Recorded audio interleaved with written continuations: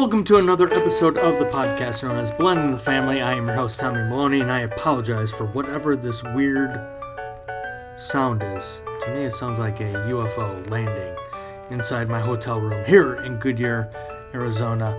And I will try and make this as fast as possible so we don't have to deal with the extra noise hanging out here in the hotel room. How are you doing? It's been a while. I know. I'm a jerk. I'm an idiot. I'm sorry. I apologize.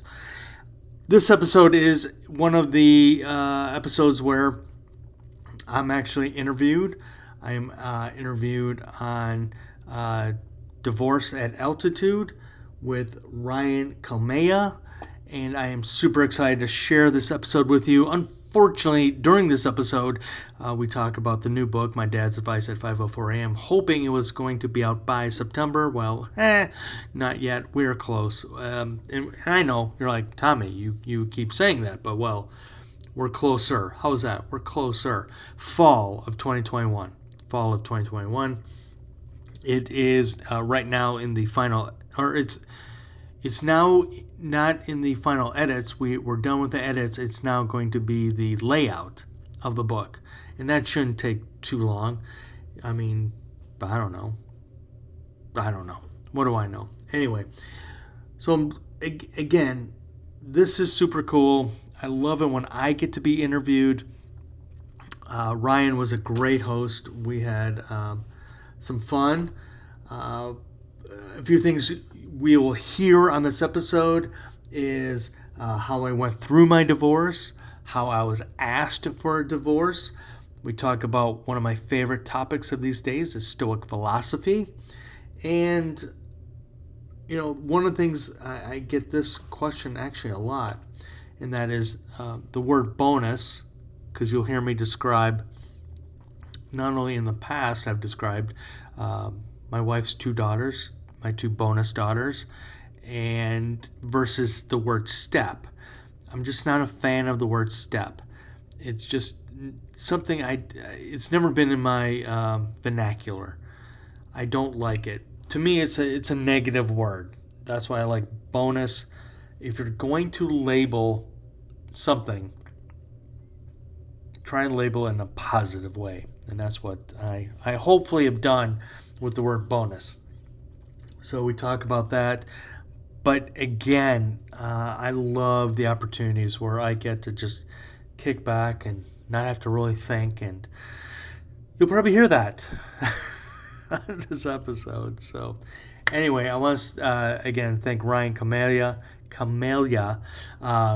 for the opportunity to be on his podcast. And so without any further ado, I'm trying to think, mydadsadvicebook.com, mydadsadvicebook.com. Please pick up your copy. I guarantee you'll get an autographed copy. Guarantee it. And what else? blendingthefamily.com. And that's it. That's all I got for you right now, because I don't like is it the light? No? I've got the air conditioner off, so I don't know what that sound is. Do you hear it? It's annoying, isn't it? Almost as annoying as my voice. Anywho, thanks for listening. Thanks for tuning in. Thanks for downloading. Always so grateful for your support that people actually listen to this podcast. Anyway, as Terry Crews would say, your success is my success. Hey everyone, I'm Ryan Kalamaya. And I'm Amy Gosha. Welcome to the Divorce at Altitude, a podcast on Colorado family law. Divorce is not easy. It really sucks. Trust me, I know. Besides being an experienced divorce attorney, I'm also a divorce client. Whether you are someone considering divorce or a fellow family law attorney, listen in for weekly tips and insight into topics related to divorce, co-parenting, and separation in Colorado. Welcome back to another episode of Divorce at Altitude. I'm Ryan Kalamaya, one of your co-hosts. This week, I am joined by Tommy Maloney. He is an author on fathers going through a divorce. He is a podcast host, Blending the Family. We're going to talk about that. So first of all, Tommy, how you doing down in Greeley, Colorado? I'm doing great. How's the altitude up there in Vail? Well, doing pretty well. So for members of or listeners who don't know you, can you give us a little background into who Tommy Maloney is? Like you said, Ryan, I'm Tommy Maloney. I run a business called Blending the Family, and it all stemmed from, watching my parents get divorced when I was 5. And then after I got married for the first time, I ended up getting divorced, and then I got remarried and have 2 awesome bonus daughters. And I just never found anything as far as content or books out there that help blended families or dads or men. And so I said, what the heck? I'm going to create my own opportunity. And you have a son from your first marriage, right? I do, who is college bound this fall of 2021. And I'm extremely nervous. I hope I've done everything I can to help prepare him for his college endeavors, but he's going to have to fail on his own because that's what life is all about. It is indeed. Well, let's talk about your first marriage, and not necessarily the marriage part, but how did you find out that you were about to go through a divorce? It's one of my favorite stories to tell now. At the time, it wasn't as funny, but it was in the September of 2008. And for my day job, I travel for work. I do software training. And at that time, it was a Sunday. It was football season, early football season. And I was just packing my suitcase, and my former spouse came up to me and said, "Hey, I'd like to talk." And I said, "Can we wait? I want to watch the football game." And she walked out of the room. I should say stormed out of the room saying, "Fine." And as a man, as a married man, you understand if you hear a woman say fine, it's not fine. And so later on that evening, she said, "I want a divorce." And it just hit me like a ton of bricks because we were going through marriage counseling, couples counseling. And my inclination is that couples in counseling don't get divorced. Well, I was totally wrong. And so from there, the next day I was on a plane to California, and that was a Monday. And by Wednesday, FedEx showed up to the job site I was at with my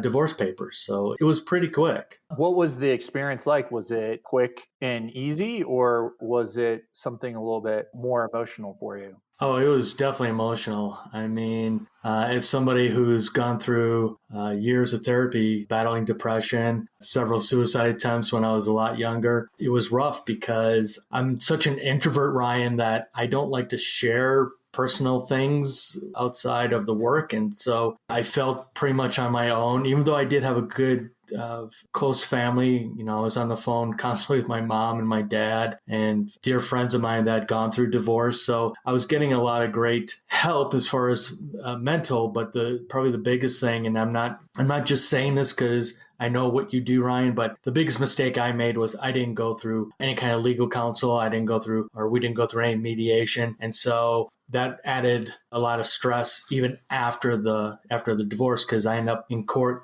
years later because my former spouse wanted to move out of the state of Colorado to Wisconsin and taking our son. So I learned a life lesson there, Ryan. Get things in writing. Well, so you said that she told you on a Sunday and then Wednesday the paper showed up. Was that just to start the process? That wasn't that you were done with your divorce in just a matter of a couple of days, was it? No, it was the parenting agreement, going through that, custody, the financial piece. So it was very traumatic, obviously, but it was also just a weird out-of-body experience sitting in California at a place I was working and just going through papers that essentially dissolving a marriage and just feeling like a total failure as a man, as a husband, as a father. And you ended up writing one of your books is 25 Tips for Divorced Dads. Why'd you write the book? It was cheaper than therapy. The backstory of that was I was flying on Sundays to LaGuardia Airport from Denver every Sunday, and I would just say, I got to write. I got to get the emotions out. And so I just started writing ideas. And then more ideas popped in my head. And one of them was writing a book about how do I stay connected with my son when I'm not in the same household. And so that's what the first book, 25 Tips for Divorced Dads, came out of, was just me trying to figure out, all right, what do I do? And one of the tips was writing postcards. Another tip was this is before laptops were starting to come with cameras like we have now. So it was getting a webcam, quantity time versus quality time. So those things just started popping in my head and turned into a book. And hopefully it's helped other men. It's actually, I had a flight attendant on a Southwest flight, and she was just doing great customer service. And I said, I don't have any cash on me, but I have one of my books. And she said, this book would be great for moms as well. And so I really didn't think of it that way. I was just, writing to be cathartic and just trying to get help to other dads out there. So yeah, I guess the book can help both moms and dads.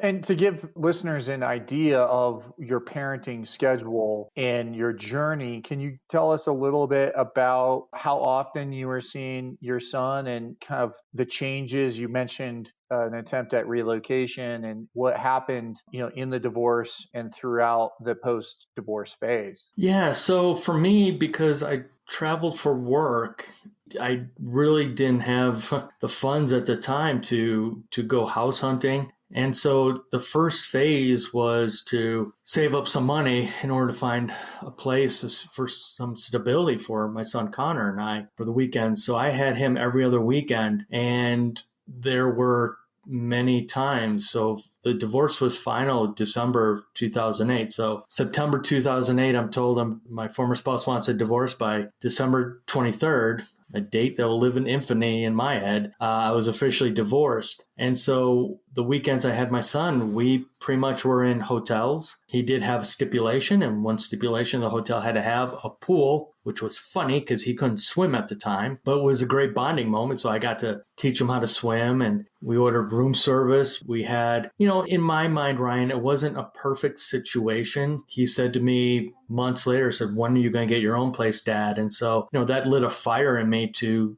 start looking for, again, a house that, he and I can start building memories off of. So, it was rough.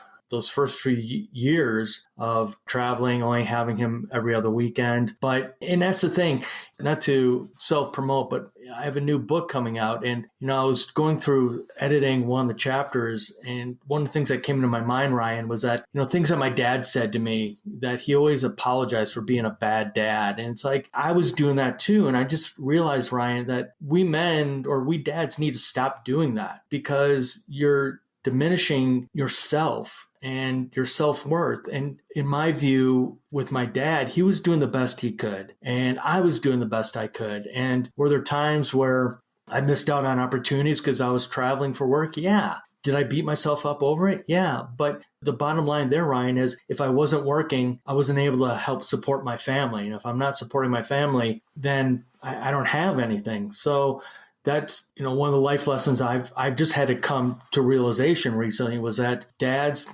need to stop beating ourselves up. We need to just understand that we're going to make mistakes, own up to it, and, let your kids know that dads fail, but hopefully we learn from it.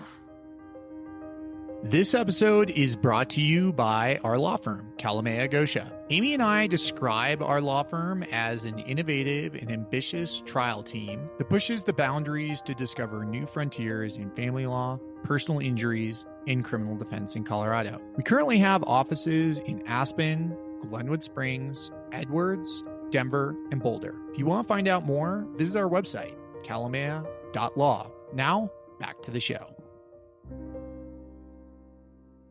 Yeah, and speaking about learning, one thing that you and I have talked about before is stoicism and learning new ways of approaching things. And you just showed a book. Can you tell us a little bit about stoicism and how that impacts your life, and maybe what you could have learned or applied that to your former self going through a divorce? That's a great question. So Ryan Holiday and Stephen Halsman, The Daily Stoic. So one of my mentors gave me that book for Christmas last year. And it's one of those books, Ryan, where I wish I had that years ago, because for me, Stoicism is about understanding what is in your control. So you and I are right now having a conversation. I can't control what you're going to say. You can't control what I'm going to say. Just like our kids, I can't control what if my son shows up to the house or not. And so with Stoicism, it was all about letting things go. There are many times, especially in the world of divorce, when, for example, you get an email, from your former spouse and it just enrages you. Well, what triggered it? And so the Stoics talk about, again, what you can control and letting things go. And so for me, it's a daily ritual reading that book, just trying to figure out things that I can use in my life, in my daily life, of what the Stoics talked about. Not everybody in your life is going to be your best friend, but what can you learn from them? And I think parents should really look into Stoicism as far as help parenting, because there's so many things that they can learn about not only themselves, but how to take some of the teachings and hand it down to their kids. Yeah, I think that is something that really resonates with me. I was interviewed for another podcast and it was kind of presented, me as the Stoic lawyer. And in particular, how I found Stoicism was just through my own personal need. I mean, being a divorce lawyer can be at times exhausting because, for better or for worse, I go through, it's not my divorce. I tell people this is not my life. This is not, my divorce. But going through that journey with people, what you shared is something that I unfortunately take home with me, in having to grapple with that and the stress, and also dealing with divorce lawyers who can be difficult. But I think that men in particular, the Stoicism really resonates those principles of not losing control of your anger and approaching each and every day and expecting someone, Marcus Aurelius, one of the better known Stoics, would write every morning that he was going to meet thieves and liars. And a lot of people going through divorce, that's how they feel about their significant, their estranged, spouse, is that, they're liars or thieves or whatever it is. And when you mentally prepare for that and they send you that email, you're expecting it. And instead of reacting with anger, you are better able to take the high road and really focus on your time. Because as you mentioned, Tommy, I mean, you had every other weekend. So if you are spending your weekend on the phone with your ex-wife or emailing her or ruminating, that is time taken away from your son. And you're not the best version of yourself during that time. So you can only control that time. Yeah, and I remember years ago, before discovering Ryan Holiday and even Tim Ferriss talking about Stoicism, and I can't remember the young girl's name. I just listened to an episode of Simon Sinek's podcast, and this lady developed a course on diversity, and she bases it on Stoicism. And I remember years ago, Ryan, when people would say, oh, they're very stoic. And at the time, it was negative, that they had, no feeling, that they were very stone-like and there was no blood pumping through them. And then after doing more research and reading, like you were saying, Marcus Aurelius, I've got another book that one of my dogs really liked because he ate it pretty good. But, reading a lot of the Stoic information, it's like common sense, but it's not common. So I really took a 360 when I started learning more and more about Stoicism, that it is a compliment when people say, oh, they're very stoic.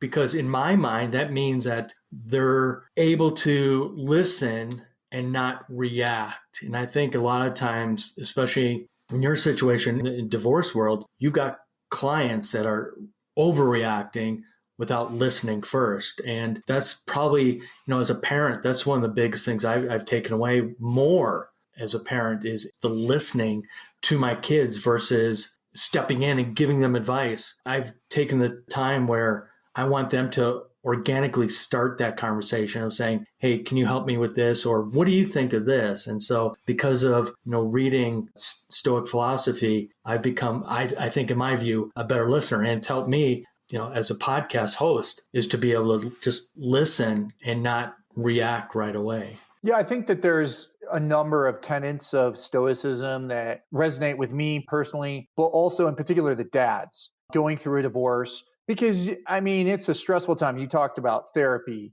And I always counsel people and tell them I'm a counselor. I'm a counselor at law. I am not a therapist, but going through a divorce, it is going through hell. And I see it all the time.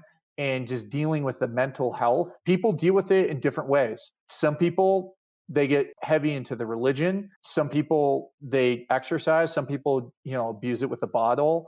Some it could be hookers and blow. I mean, it really depends. And so I certainly have had, and not to be, gender specific, but, when you talk to guys about going to therapy or yoga or those kinds of things, a lot of guys just kind of are like, that's a little bit too woo-woo or too like, I can get through this. The Stoicism, on the other hand, it relates to very similar concepts. It seems to be more approachable for the dads. At least that's just been my observation. And I don't know if that's something that you can comment on. Well, I do agree with you, Ryan. And again, not to say it's all men, but, for the most part, we men are raised, you're not here to cry, rub dirt on it. I'll give you something to cry about. And for me at a young age, I realized the importance of therapy. And I learned, that it's okay to ask for help. And it's okay to say to another man, how can I help you? I really feel that as men and as dads, we're getting to a new phase where it is a little bit of the woo-woo. I love the woo-woo. I mean, my wife and I, in the morning, we'll sit on the back and have our coffee, and she'll say, hey, you want to do a meditation? I'm like, yeah, sure. just 10 minutes of just starting your day out on a good day. I mean, yeah, I used to do the, what's his name? Tony Horton's P90X. But for me, I love the yoga stuff. I'm not flexible. I would have to stretch so I don't hurt something these days. But I feel that that's the woo-woo is so good for us men. It lets us be very vulnerable, and then being vulnerable with other men going, we just did this together. How cool is that? And you start building upon that. And so I'm a big woo-wooer, Ryan. I love the woo-woo stuff. Headspace is, one of the apps on my phone. I mean, as I travel, it's, I have that, and I have the Sirius XM app where at night, if I know I can't shut off the monkey brain, and, just listening to some kind of music to just settle me down. And so I think we should just start a podcast right now, Ryan, called Woo Woo. Woo Woo for Dads. Well, speaking of podcasts, can you tell the listeners a little bit about what you do on Blending the Family? So the podcast started off with originally my wife and I. I have a radio background, 10 years in radio, and I just felt it was a great medium to just share people's stories with. And then one day my wife said, this is all you. And so I originally started the title, Blending the Family, talking about, other bonus parents and blended families. And then some of the things are part of the show are like, what's a good wine on that first date after you've been divorced and you're ready to, go out into the world. One of the recent podcasts I did was there's a lady who she is a animal behaviorist, say that 10 times fast, and a divorce mediator. She took the two, blended them together. And now, so if you're going through a divorce, Ryan, and you and your spouse have a dog, you would contact her to see who gets the dog. I mean, there are like 3 states in the United States that recognize pets just like children. So there's cases that people are fighting for animals, which I love. The podcast is about just sharing stories and,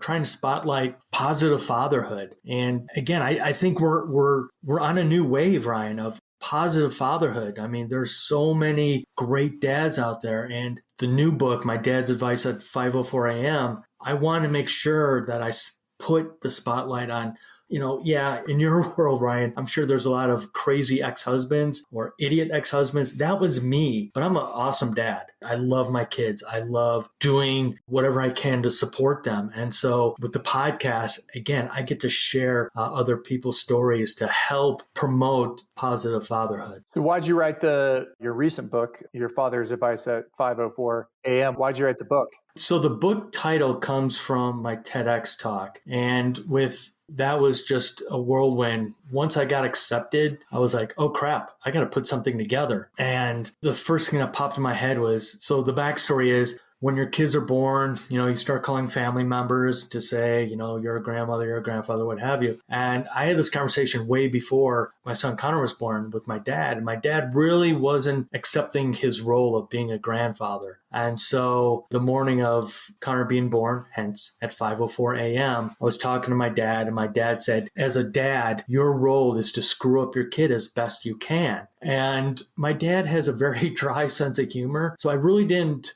want to take it that level. I wanted to screw him up as best I could with love and just hanging out with him. And so the way I formatted the book was I took the TEDx talk, but I also wanted to put in how my dad's advice affected me, not as just a dad, not as a man, but as a bonus dad. And the book just walks people through. I'll admit there's a lot of struggles in the book that I talk about. And the point of the book, though, Ryan, was I wrote this book for single moms to show that there are really good dads out there. And I wanted to showcase that we men do struggle, that we do have those issues of we're trying to compete against our kid's mom when we should be on the same side. And I talk about that in the book. And so the way the book ends is my wife and I were out on a date night and met a couple who were visiting from Chicago. And we started talking about, parenting. And I told the gentleman at the bar, I said, well, this is what my dad came up with, that I should screw up my kid as best he can. He looks at me, he goes, your dad was right. And I was like, wow. And so the funness of the book is just talking about how this advice came to be, but at the same time,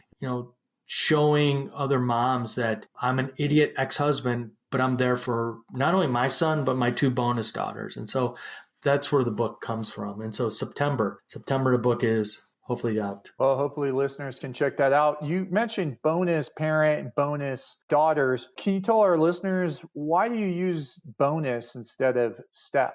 What does step mean? I never understood it. My wife never understood it.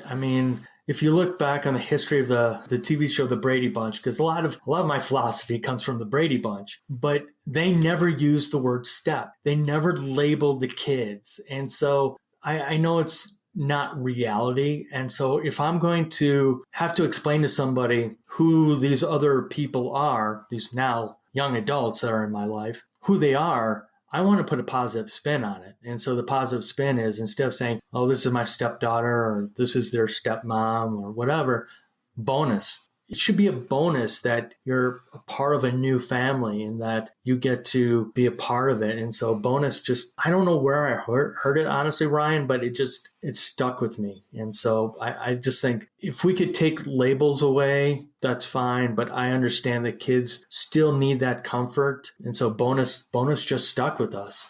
Well, if someone's interested in looking for someone that's going to combine the Brady Bunch with stoicism, Tommy, you are the guy. For people that want to find out more information about you and, the 25 divorce tips for dads, or your newest book, you mentioned it's coming out in September. Where can people find more information about you? I'm so happy. The new website is up, blendingthefamily.com, blendingthefamily.com. So yeah.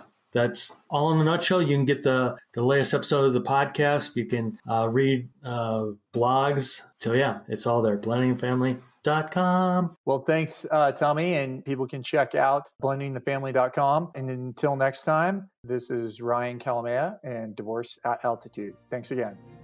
Hey everyone, this is Ryan again. Thank you for joining us on Divorce at Altitude. If you found our tips, insight, or discussion helpful, please tell a friend about this podcast. For show notes, additional resources, or links mentioned on today's episode, visit divorceataltitude.com. Follow us on Apple Podcasts, Spotify, or wherever you listen in. Many of our episodes are also posted on YouTube. You can also find Amy and me at kalamaya.law or 970-315-2365. That's KALAMAYA.law.